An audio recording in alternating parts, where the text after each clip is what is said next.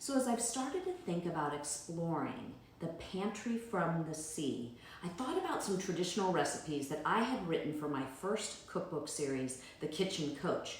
And I think about that, I wrote those in 2000, and one of the chapters in The Kitchen Coach Weeknight Cooking was tacos. Actually, I think it was a Southwestern theme. So I thought, what if I added different ingredients to those tacos to really make them something that I was cooking from that pantry from the sea? So this is what we're going to do. We're going to start off first with my roasted vegetable tacos. And this is pretty simple. I've taken seasonal vegetables, so that means it could change depending on the time of year. This one has a little bit of squash in it, roasted red peppers, and a little bit of summer red onion. And what I'm going to do is I'm going to take a little bit of this Ocean's Balance kelp puree. And this is just pureed kelp coming straight from farms from Maine. And I'm gonna add this into my roasted vegetables. Pretty simple so far, along with a little bit of chili powder. Now I'm gonna toss this together, and then separately, and I don't know if anyone's done this, you probably have, I've taken a whole head of garlic and roasted it for about an hour at 400 degrees, just to be able to add that additional beautiful roasted flavor from the garlic. You can see how you're just able to squeeze it out a little bit. Super simple. And then I'm gonna toss that together. Now I found some blue corn tortilla shells, and so what I'm going to do is just fill this tortilla shell with those roasted vegetables. Pretty simple so far, right? And then the next thing I'm going to do is add a little bit of kombu.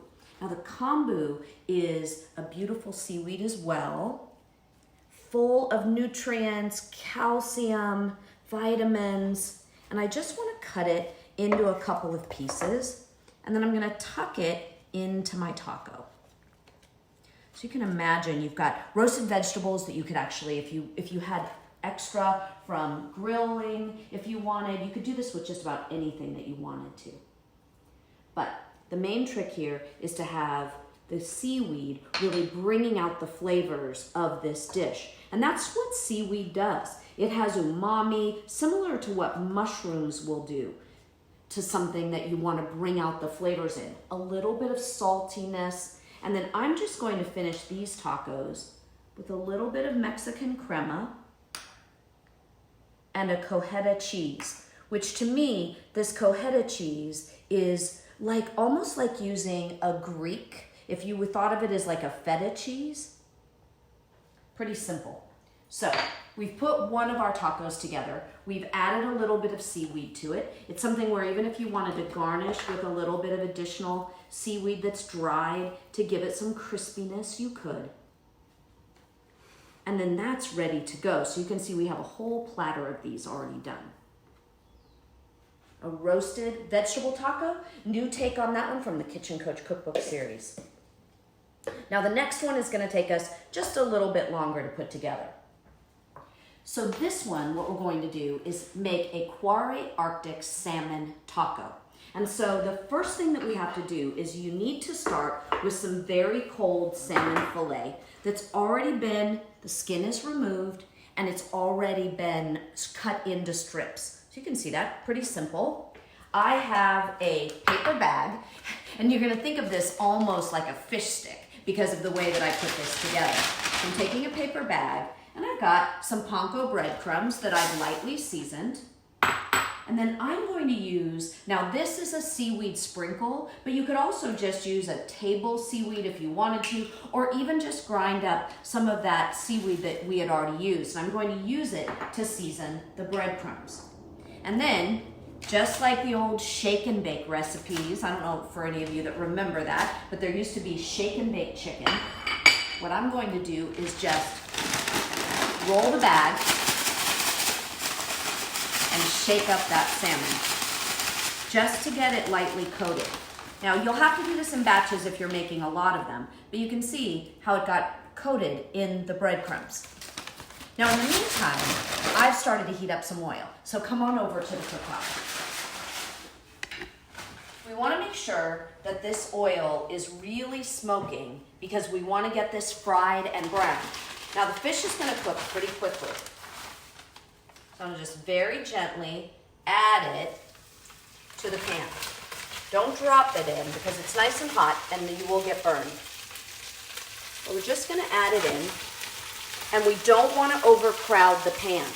The trick is to make sure that you've got each piece spread apart so that it cooks very, very quickly and gets crispy. And you can see how fast this comes together.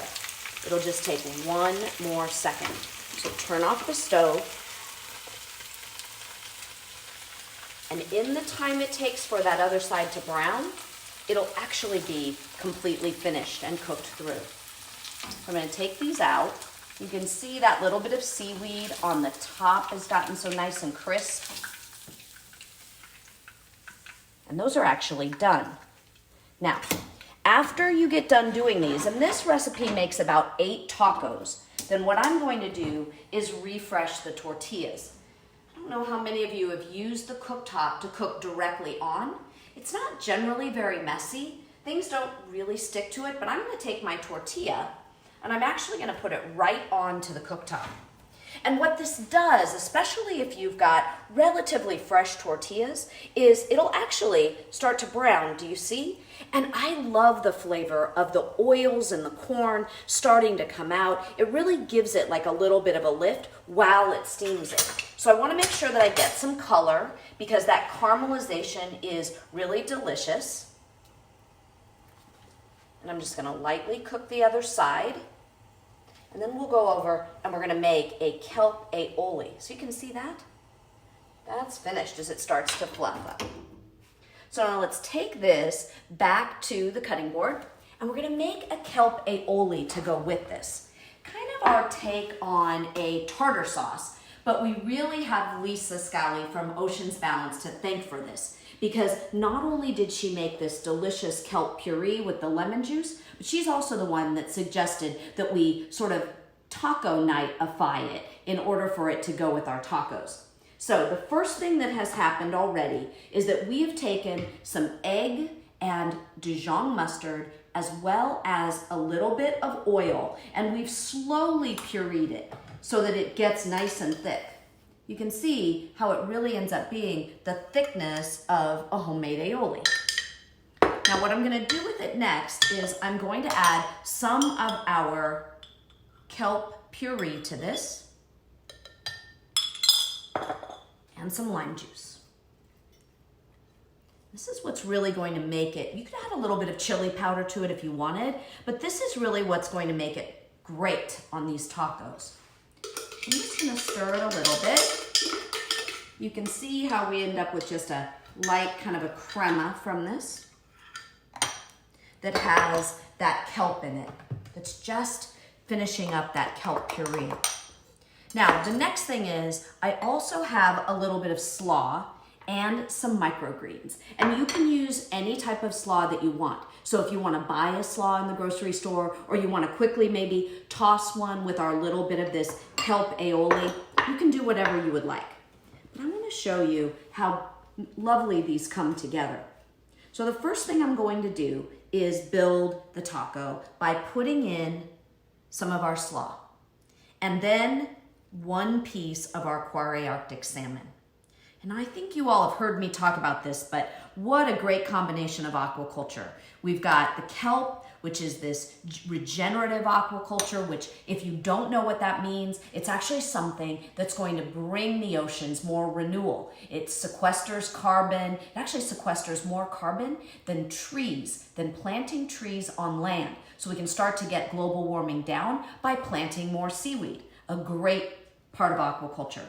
And then we also have this Quarry Arctic salmon, which is another great way to bring a sustainable fish to your diet. They actually farm up in the Arctic Circle, a third-generation family farmer producing best-in-class Atlantic salmon. Look at that. We'll put a little bit of that aioli over it. And then I'm going to make one more, and I'm just kind of like lightly pushing it together. And then I've got a little bit of the slaw again, topped with that last piece of salmon, and then our aioli. Now for me, I like to finish it with a little bit of microgreens. These are cilantro microgreens. So if you can't find those, just use cilantro leaves and remove the stem. And then we've got a little bit of lime juice. So you can see we've got all of the great fixings for a beautiful pantry that's filled with items from the sea, taking our traditional tacos and making them something that not only is more nutritious and delicious, but also helps us feed the planet.